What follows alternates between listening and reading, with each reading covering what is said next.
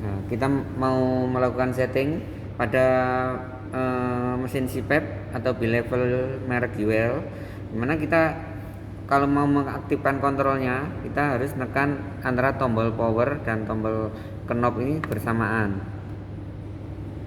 sampai keluar muncul mode. Mode ini ada beberapa macam. Yang pertama ada ST, kemudian VGPS, CPAP, S ini adalah spontan, T-nya time, ST adalah spontan time. Ya, kita awali dari yang pertama, CPAP. CPAP, kalau kita menggunakan menu CPAP berarti kontrolnya apa saja? Continuous positive airway pressure. Kontrolnya kita tekan, kita aktifkan. Berarti yang kita setting adalah initial pressure. Initial pressure ini adalah kontrol dari CPAP-nya. Tekanan positifnya berapa. Kemudian pressure settingnya sama, hampir sama dengan initial pressure. Kemudian iris itu aja yang disetting pada CPAP. Yang berikutnya pada menu S atau spontan, dimana ada yang kita setting. Yang pertama adalah IPAP. IPAP adalah inspirasi positif airway pressure.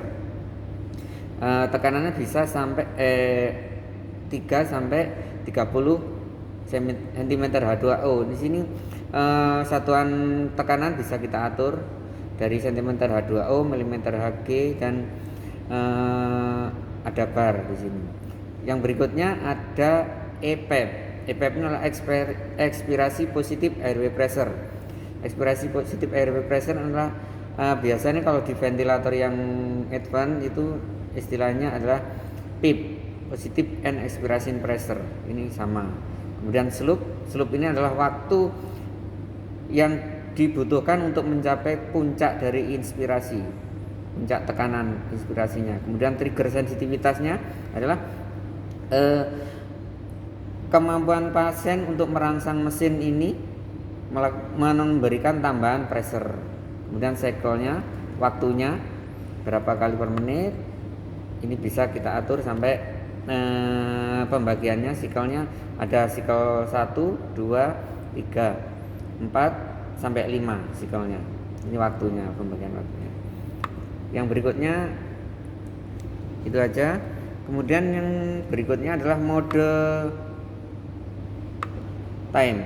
Mode time hampir sama dengan yang S tadi.